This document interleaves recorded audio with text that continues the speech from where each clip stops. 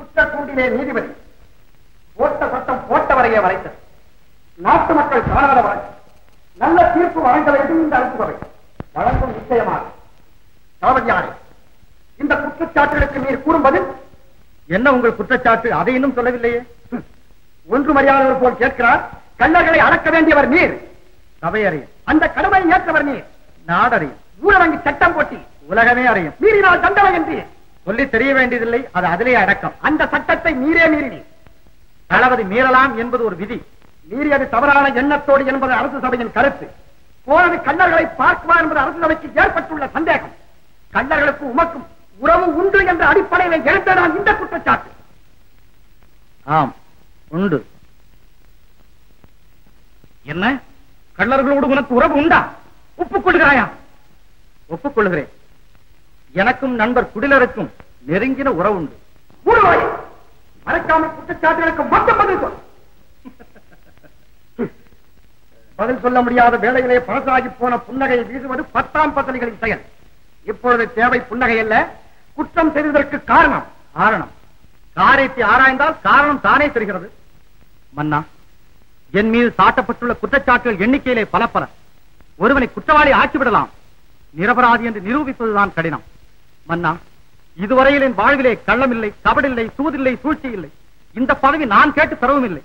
கூப்பிட்டு தந்தீர்கள் என்பதற்காக நான் செய்வதெல்லாம் சரி என்று வாதிக்கவும் இல்லை. புலிவேட்டையாடும் பொறுப்பேற்றேன். வழியிலே ஒரு புள்ளிமானை காப்பாற்ற வேண்டிய அவசியம் வந்தது.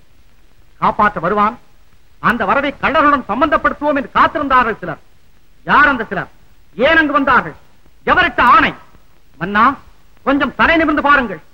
இன்னமும் விளக்கம் சொல்லத்தான் வேண்டுமா? நிறுத்தும். களவு போன மூட்டைகள் காணப்பட்ட நமது வீட்டில் எப்படி அங்கு வந்தது? கள்ளர்கள் கொடுத்த பரிசா, இல்லை தானே எடுத்துக் கொண்டதா? குறுக்கு வழியிலே குற்றம் சுமத்துகிறார் நம்ம தளபதியா. அத்தனை கள்ளர்களையும் பிடிக்கும் வரை விஷயம் வெளிவர வேண்டாம் என்று அப்படி நாம் செய்தேன். கடை கட்டுகிறார் தளபதியா, கடைக்கு காலில்லை என்பார்கள். இவர் ஒரு வானும் ஒட்ட வைக்கிறார். ஒட்ட வைப்பதென்ன? அதான் ஏற்கனவே உங்களுக்கு இருக்கிறது. மன்னா, நான் நிரபராதி என்பதை நிரூபிப்பதற்கு முன் இந்த வழக்கை சிருஷ்டி செய்தவர்கள் திறமைசாலிகள் என்பதை ஒப்புக்கொள்கிறேன். அந்த திறமைதான் நீதிக்கு அடிப்படை என்றால் தாங்கள் தங்கள் இஷ்டம் போல் தீர்ப்பு கூறலாம். ஆனால் அதற்கு முன் ஒன்று, நாடு பயமில்லாமல் வாழ வேண்டும்.